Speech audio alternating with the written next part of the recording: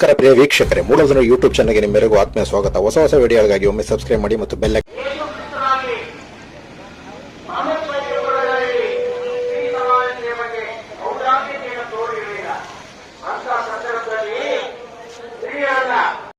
ಗಾಳಿಯಲ್ಲಿ ತೂರಿ ಬಳಿ ನನ್ನ ದೇಹದ ಬೂದಿ ಗೊಬ್ಬರದಿಂದ ತೆನೆಯೊಂದು ನೆಗೆದು ಬರೆ ಧನ್ಯವಾಯಿತು.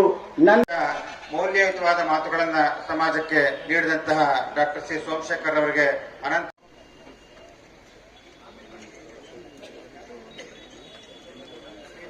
ಈಗ ಕಾರ್ಯಕ್ರಮದ ಪ್ರಮುಖ ಘಟ್ಟ, ಕಾರ್ಯಕ್ರಮವನ್ನು ಉದ್ಘಾಟನೆ, ಇದನ್ನು ನೆರವೇರಿಸಿಕೊಡ್ಬೇಕು ಅಂತ ಹೇಳಿ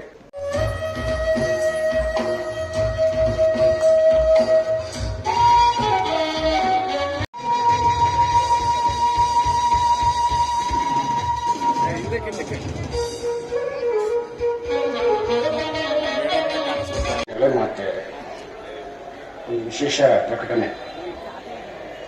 ಕರ್ನಾಟಕದಲ್ಲಿ ವೀರಶೈವ ಲಿಂಗಾಯತ ಮೈಸೂರು ಮತ್ತು ಚಾಮರಾಜನಗರದಲ್ಲಿ 120 ಮಠಗಳಿವೆ, 2 ಜಿಲ್ಲೆಗಳಿಂದ. ಬಹುಶಃ ಎಲ್ಲವೊಂದು ಅಪವಾದ. ಕರ್ನಾಟಕದಲ್ಲಿ ಯಾವ ಜಿಲ್ಲೆಗೆ ಹೋದ್ರೂ ಮಠಾಧಿಪತಿಗಳಲ್ಲಿ ಸಮರಸ ಇಲ್ಲ ಅಂತಕ್ಕಂಥದ್ದೊಂದು ಅಪವಾದ. ಆದ್ರೆ ಆ ಅಪವಾದಕ್ಕೆ ಹೊರತಾಗಿರ್ತಕ್ಕಂಥ ಜಿಲ್ಲೆಗಳು ಅಂತಂದ್ರೆ ಅದು ಮೈಸೂರು, ಚಾಮರಾಜನಗರ ಜಿಲ್ಲೆ ಅಂತಕ್ಕಂಥದ್ದನ್ನ ಈ ಸಂದರ್ಭದಲ್ಲಿ ಸಂತೋಷದಿಂದ ಹೇಳಬೇಕಾಗ್ತದೆ.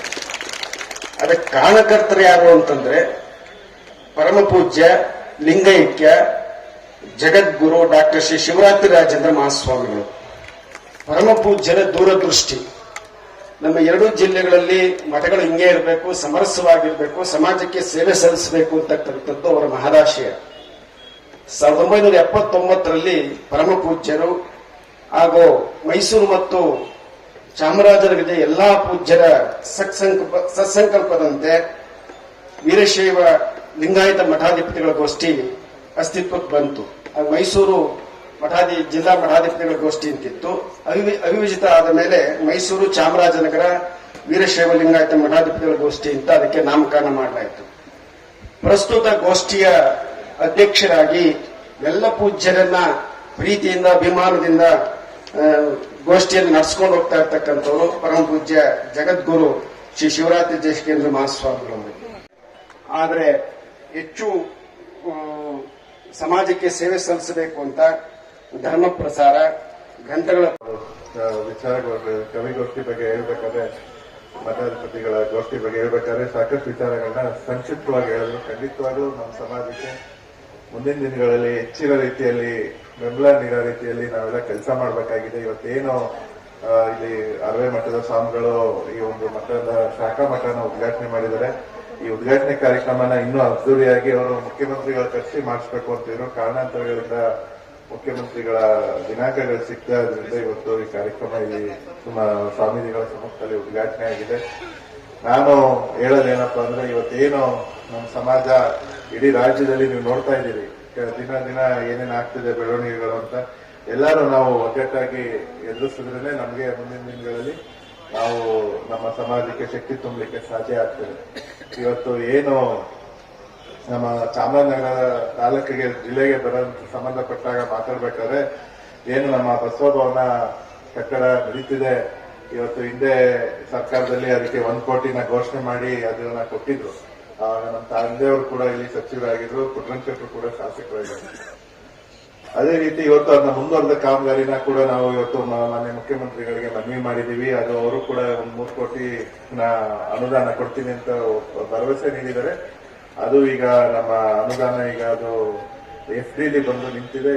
ಫೈನಾನ್ಸ್ ಡಿಪಾರ್ಟ್ಮೆಂಟ್ ಇಂದ ಕ್ಲಿಯರ್ ಆದ ತಕ್ಷಣ ಆ ಅನುದಾನ ತಂದು ಏನು ನಮ್ಮ ಇಲ್ಲಿ ನಡೀತಕ್ಕಂಥ ಬಸವಭವನದ ಕಾಮಗಾರಿನ ಆದಷ್ಟು ಬೇಗ ಮುಗಿಸಿ ಅದನ್ನು ಕೂಡ ಉದ್ಘಾಟನೆ ಮಾಡುವಂತ ಕೆಲಸನ ಈ ಅವಧಿಯಲ್ಲಿ ಮಾಡ್ತೀವಿ ಅನ್ನೋ ಒಂದು ಭರವಸೆಯನ್ನ ಕೊಡ್ತೇವೆ. ಯಾಕಂದ್ರೆ ಇವತ್ತು ನಾವು ಅದಕ್ಕೆ ಸಾಕಷ್ಟು ಒತ್ತಡಗಳನ್ನ ಏರ್ತಿದ್ದೀವಿ.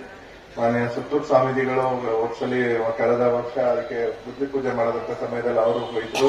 ಅವರು ಕೂಡ ಮುಖ್ಯಮಂತ್ರಿಗಳಿಗೆ ಕಲಾಮಂದಿರಲ್ಲಿ ಮೈಸೂರಲ್ಲಿ ಬಸವ ಜಯಂತಿ ನಡೆದಾಗ ನಾನು ಮತ್ತು ಸುತ್ತೂರು ಸ್ವಾಮೀಜಿಗಳು ಇಬ್ಬರು ಕೂಡ ಮುಖ್ಯಮಂತ್ರಿಗಳಿಗೆ ಹೇಳಿದಾಗ ಅವರು ಸಕಾರಾತ್ಮಕವಾಗಿ ಸ್ಪಂದಿಸಿದ್ದಾರೆ. ಜೊತೆಗೆ ನಮ್ಮ ಎಲ್ಲ ಇಲ್ಲಿ ಸ್ಥಳೀಯವಾಗಿ ಎಲ್ಲ ಸಮಾಜದ ಮುಖಂಡರುಗಳು ಬೆಂಗಳೂರಲ್ಲಿ ಮುಖ್ಯಮಂತ್ರಿಗಳನ್ನ ಭೇಟಿ ಮಾಡಿದಾಗ ಅವರು ಅದಕ್ಕೆ ಒಪ್ಪಿಗೆ ಕೊಟ್ಟಿದ್ದಾರೆ. ಕಾರಣಾಂತರಗಳಿಂದ ಅದು ಒಂದ್ ಸ್ವಲ್ಪ ಡಿಲೇ ಆಗ್ತಿದೆ ಬಿಟ್ರೆ ಖಂಡಿತವಾಗ್ಲೂ ಆ ಕೆಲಸನ ಮಾಡೋ ಅಂತ ಜವಾಬ್ದಾರಿ ನನ್ನ ಮೇಲಿದೆ.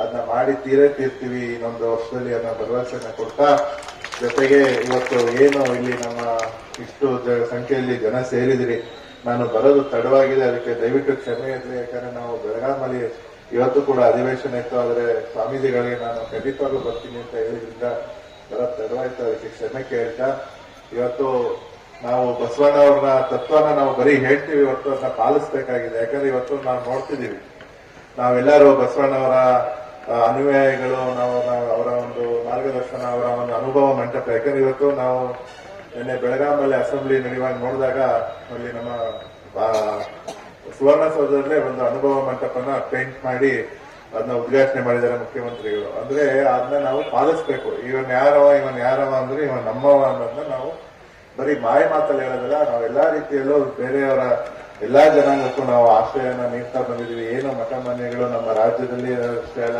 ವಿದೇಶಗಳಲ್ಲೂ ಸಾಕಷ್ಟು ಸೇವೆಗಳನ್ನ ಮಾಡ್ತಾ ಬಂದಿದೆ. ಇವತ್ತು ಎಲ್ಲೇ ನೋಡಿದ್ರು ಒಂದ್ ಮಠ, ನಮ್ಮ ಸಮಾಜದ ಮಠ ಇದೆ ಅಂದ್ರೆ ಖಂಡಿತವಾಗ್ಲೂ ಅಲ್ಲಿ ದಾಸೋಹ ಇದ್ದೇ ಇರ್ತದೆ ಅನ್ನೋ ಒಂದು ಏನು ಕಲ್ಪನೆ ಜನಕಲ್ಲಿದೆ, ಅದು ಖಂಡಿತವಾಗ್ಲೂ ಸಾಧ್ಯ ಆಗ್ತಿರೋದೇ ಮುಖ್ಯ ಕಾರಣ ಅದಕ್ಕೆ ಮಠಗಳು. ಹಂಗಾಗಿ ನಾವು ಸದಾ ಮಠದ ಜೊತೆ ನಿಂತು ಸ್ವಾಮೀಜಿಗಳವರ ಕಾರ್ಯಗಳಿಗೆ ನಾವೆಲ್ಲ ಸಹಕಾರ ಕೊಟ್ಟರೆ ಮುಂದಿನ ದಿನಗಳಲ್ಲಿ ಮಠಕ್ಕೂ ಒಳ್ಳೆಯ ಒಂದು ಹೆಸರು ಬರ್ತದೆ ಅಂತ ನಾನು ಭಾವಿಸ್ತಾ, ಜೊತೆಗೆ ಇವತ್ತು ಏನು ನಮ್ಮ ಸರ್ಕಾರದಿಂದ ಆಗ್ಬೇಕಾಗಿರುವಂತ ಕೆಲಸಗಳನ್ನ ಖಂಡಿತವಾಗ್ಲೂ ಮಾನ್ಯ ಪುಟ್ಟರಂಗ ಶೆಟ್ಟರ ಒಂದು ಮಾರ್ಗದರ್ಶನ. ಯಾಕಂದ್ರೆ ಅವರು ಈ ತಾಲೂಕಿನ ಶಾಸಕರಾಗಿರೋದ್ರಿಂದ, ಜೊತೆಗೆ ಹಿರಿಯರಾಗಿರೋದ್ರಿಂದ, ಅವ್ರಿಗೂ ಇಲ್ಲಿಯ ಎಲ್ಲಾ ತರದ ಅನುಭವಗಳು, ಸಮಸ್ಯೆಗಳ ಬಗ್ಗೆ ತಿಳ್ಕೊಂಡಿರೋದ್ರಿಂದ ಖಂಡಿತವಾಗ್ಲೂ ಮುಂದಿನ ದಿನಗಳಲ್ಲಿ ಅವರ ಒಂದು ಮಾರ್ಗದರ್ಶನದಲ್ಲಿ ಏನು ಹೇಳ್ದಂಗೆ ಬಸವಭವನನ ಕಂಪ್ಲೀಟ್ ಮಾಡೋ ಅಂತ ಕೆಲಸ ಮಾಡ್ತೀವಿ ಅಂತ ಹೇಳ್ತಾ, ಈ ಒಂದು ಕಾರ್ಯಕ್ರಮ ಇನ್ನೂ ಯಶಸ್ವಿಯಾಗಿ ನಡೀಲಿ. ಮುಂದಿನ ದಿನಗಳಲ್ಲಿ ಖಂಡಿತವಾಗ್ಲೂ ಎಲ್ಲಾ ತರದ ಸಹಕಾರಗಳನ್ನ ಕೊಡಲಿಕ್ಕೆ ನಾವು ಸದಾ ಸೂಚಿಸುತ್ತೀವಿ ಅಂತ ಹೇಳ್ತಾ ನನ್ನ ಪ್ರಿಯ ವೀಕ್ಷಕರೇ, ಮೂಲಧ್ವನಿ ಯೂಟ್ಯೂಬ್ ಚಾನಲ್ಗೆ ನಿಮ್ಮೆಲ್ಲರಿಗೂ ಆತ್ಮೀಯ ಸ್ವಾಗತ. ಹೊಸ ವಿಡಿಯೋಗಳಿಗಾಗಿ ಒಮ್ಮೆ ಸಬ್ಸ್ಕ್ರೈಬ್ ಮಾಡಿ ಮತ್ತು ಬೆಲ್